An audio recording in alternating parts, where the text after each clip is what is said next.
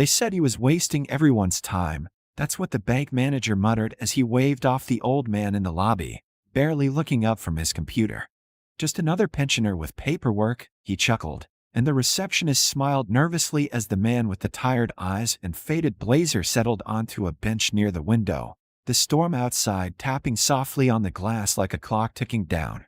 But when the janitor found the folder left behind, deliberately, precisely, like a message meant to be discovered, he opened it and froze. Inside was a commendation bearing the presidential seal, 5 citations from 3 branches of service, and at the very back, wrapped in military cloth, a Medal of Honor untouched by time. And tucked beneath it, a single page, hand-signed by the Secretary of Defense. You could still hear the bank manager's laughter echoing faintly across the lobby when the first black SUV pulled up to the curb 9 minutes later, followed by a second. If you agree that dignity doesn't expire with age, and that true worth isn't something you can measure in credit scores, like and subscribe, because stories like this deserve to be remembered. It started earlier that morning, before anyone knew they were about to become footnotes in the kind of story their grandchildren would find printed in history textbooks one day. The rain came in thin, beetling sheets as William Bill Hanley stepped off the city bus with a leather folder clutched under one arm and a breath fogging the chilled DC air before him. His blazer, once navy blue, had faded to storm-worn gray, but it was still pressed, his collar starched, and his shoes, though decades old, were polished to inspection standard. He walked with care, not weakness, his left leg stiff from a firefight in Keeson 50 years back, a wound that had never fully healed but never slowed him either. Inside the local branch of Columbia National Bank, the world moved with fluorescent speed, young professionals sipping oat milk lattes, automated screens glowing with digital graphs, and Mason Elwood, the 33-year-old branch manager, leaned confidently across a customer desk, tie loose, ego ironed. When Bill stepped forward and quietly asked about a small business cosign loan for his granddaughter's local tech venture, Mason smirked before the man could even finish the sentence. "We don't do charity work," he said, gesturing to a form without offering it. "What collateral are you bringing? War stories?" Bill didn't respond to the tone. He just calmly opened the leather folder and slid it across the glass counter. Mason barely gave it a glance, then laughed. "Look, Mr. Hanley, we appreciate your generation's contributions, but unless your metals cash out on the market, we're not going to underwrite your legacy." There were chuckles behind him, 2 tellers, maybe a customer. Bill stood silent, patient, as always. Not humiliated, just measured. He picked up the folder, gave a respectful nod, and turned to leave. The receptionist, a former ROTC dropout with guilt hidden beneath her blush, watched him step carefully through the doors and sit on the metal bench outside, the rain misting his shoulders as he rested the folder on his lap, thumb gently brushing its worn edge. She whispered under her breath, "That's not just an old man." And she was right.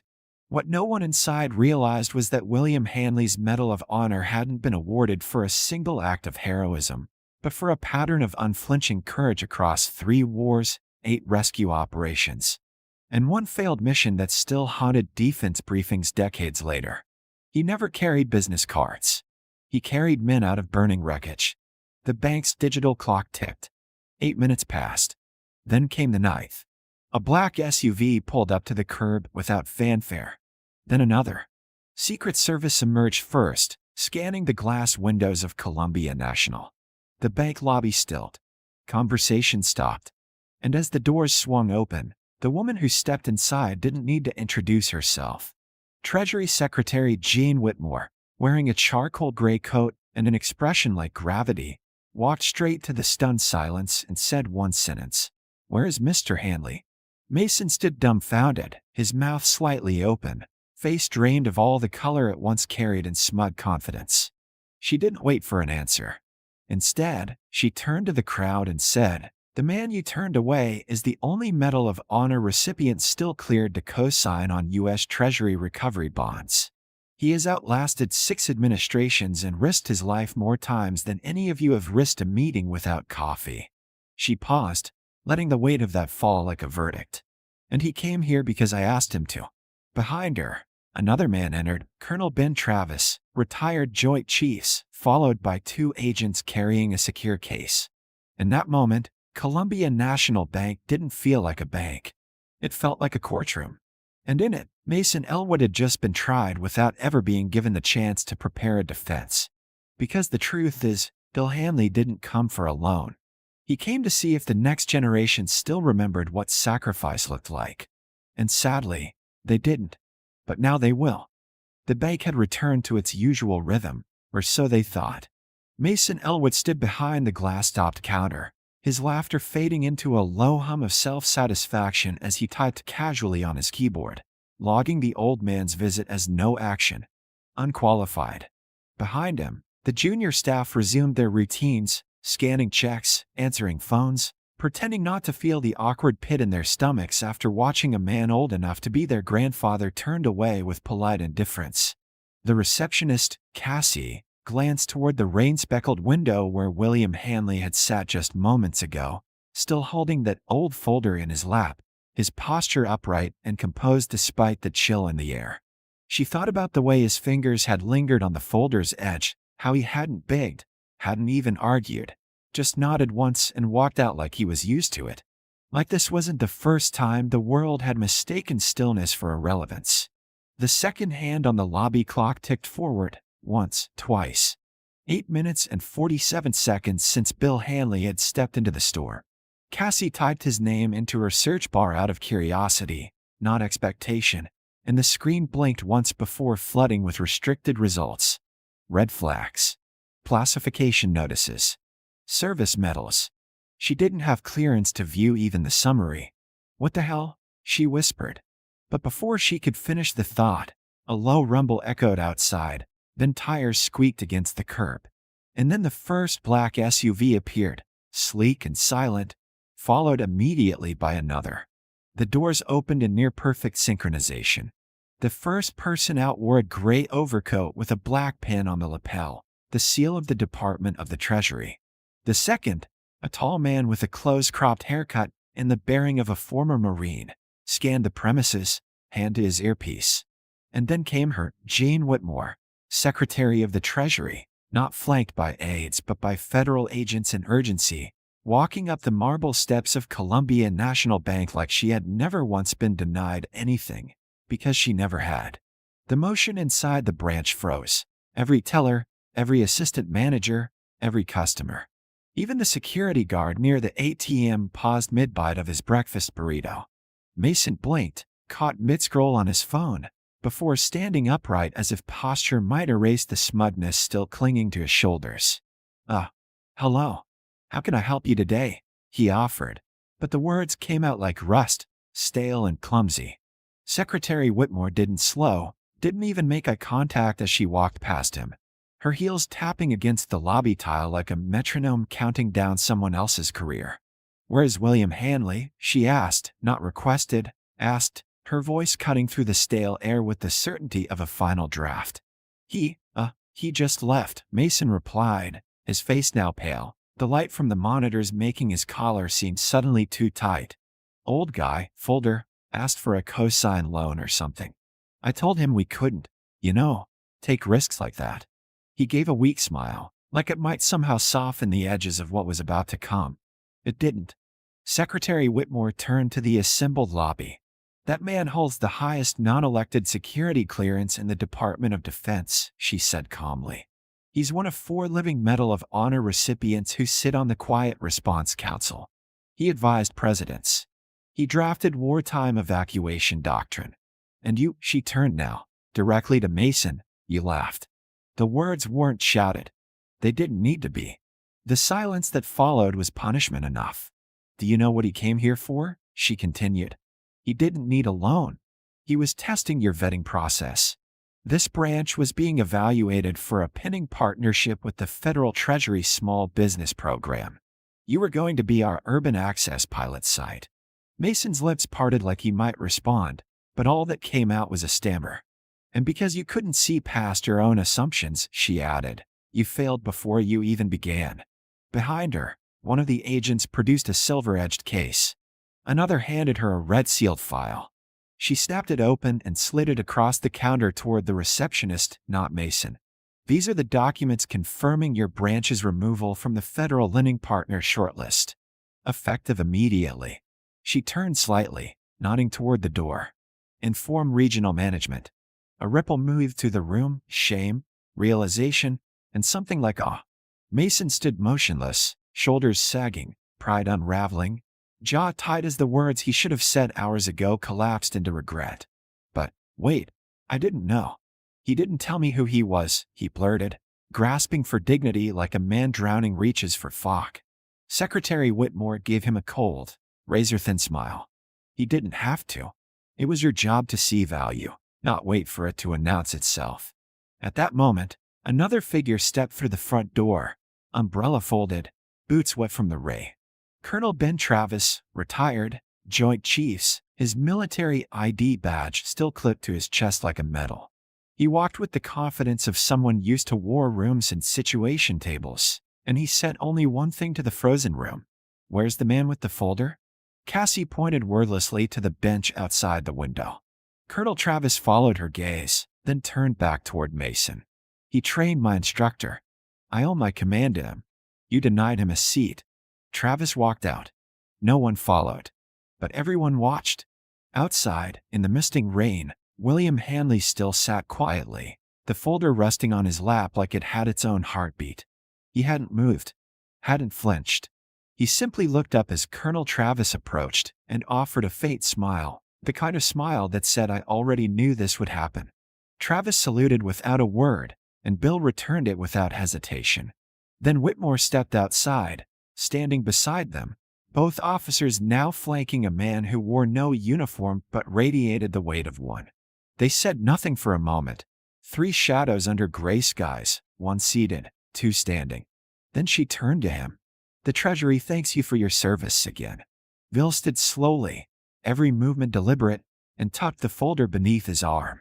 As he walked toward the SUV waiting at the curb, Whitmore opened the door for him herself.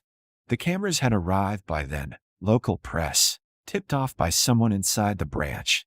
A few photos snapped, and one would later appear on the cover of Military Times, an elderly man with medals no one had seen, getting into a black vehicle while the Secretary of the Treasury held the door. Inside the bank, Mason Elwood sat alone at his desk. He didn't move, didn't speak.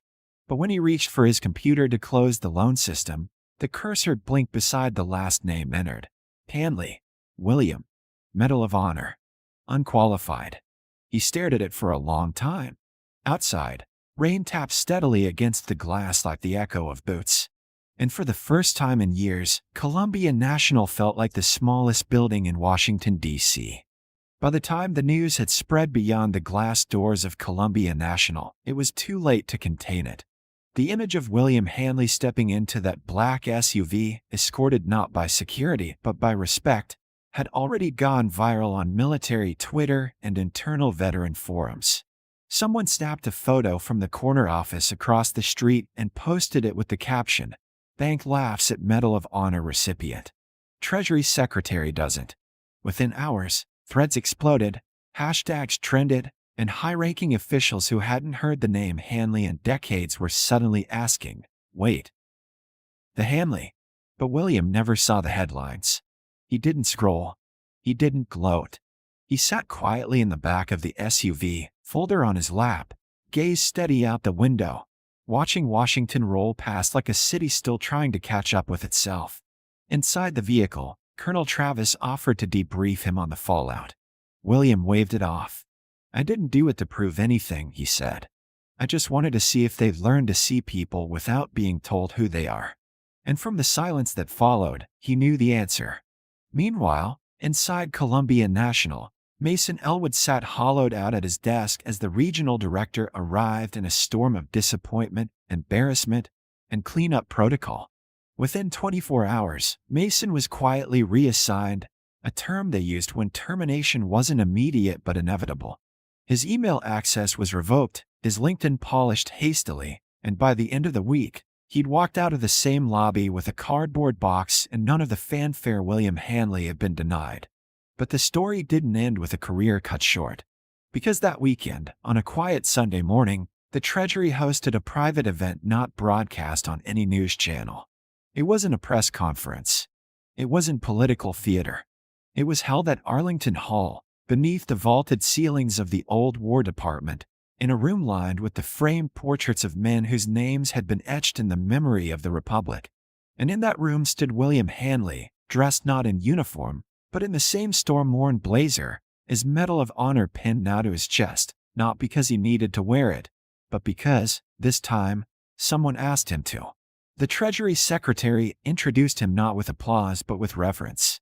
She spoke only one sentence before stepping aside. Sometimes the most valuable asset in the country isn't money. It's memory. Then she nodded, and William took the podium. He didn't speak long. Just enough. He talked about what it meant to outlive your generation. How watching your brothers fall in jumble mud and desert fire was one kind of pain, but watching your country forget them was another entirely. He said, I didn't walk into that bank expecting gratitude. I walked in hoping for recognition, not of me, but of what service looks like when it doesn't come wearing new boots. In the crowd, several young officers stood straighter. Others bowed their heads. Some wiped tears without shame. When he stepped down, a row of brass, the kind of men whose ribbons reached shoulder to waist, stood and saluted. And he returned it, not with pride, but with the same quiet strength he had carried since the day a general pressed that medal into his hand and told him, "This won't make you louder. It would just make your silence harder to ignore." But perhaps the most remarkable part of the day came after. Not in ceremony, but in legacy. Because at the conclusion of the event, Secretary Whitmore announced the launch of a new federal lending protocol, the Hanley Clause. A new provision that required federal partnered banks to undergo veteran empathy screening for frontline staff, and to include Medal of Honor, Purple Heart, and Distinguished Service Identification protocols. Not so the recipient could ask for special treatment, but so no one would ever again be dismissed the way he was. The clause came with funding, training, and oversight, and was, in Whitmore's words, the first time a banker's ignorance cost them more than a sale. But back in a modest apartment on the edge of Georgetown, William Hanley sat on his porch 3 days later with his granddaughter, sipping coffee from an old metal cup engraved with his unit insignia. She was the reason he'd gone to the bank in the first place, a tech entrepreneur trying to open her first business in a city that measured worth by data, not duty. "I would have figured it out, Grandpa," she said softly. "You didn't have to go through all that." But he shook his head. "I wasn't going through anything," he replied. "I was watching. That's all. Watching if the place I fought for could still recognize its own." She smiled and leaned her head on a shoulder. In her lap was a loan certificate, freshly signed, co-signed, in fact, by the Secretary of the Treasury. Not because she asked, but because he didn't. And as the sun climbed over the Potomac, William Hanley folded the folder shut for the last time. He placed it gently into a wooden box lined with old campaign patches, family photos, and the first handwritten thank you letter he'd ever received from a 9-year-old who'd seen his name on a school plaque and decided to write. He didn't post about the story. He didn't even bring it up. But weeks later, across federal agencies and on veteran forums nationwide, the story of the bank that got humbled became legend. A new generation learned the name William Hanley not as a headline, but as a lesson, taught not in lecture halls, but in silent glances between those who served. And at Columbia National, a small plaque was quietly installed. No ceremony, no ribbon cutting, just a simple mount beneath the lobby clock, where the rain had once tapped the glass. It read, "William Hanley, Medal of Honor. Turned away. Never forgotten." And below that, "Respect is not given when earned. It is lost when withheld." To this day, new hires at the branch are shown the security footage, not as punishment, but as reminder. They watch the old man step forward, folder in hand, stand quietly, and leave with dignity. And then they're told, that's what a real customer looks like. They never forget it. Because in the end, William Hanley never wanted to be remembered for the medal. He wanted to be remembered for what he never said, for what he stood for when no one else was looking. And maybe, just maybe, that's what makes his legacy impossible to ignore.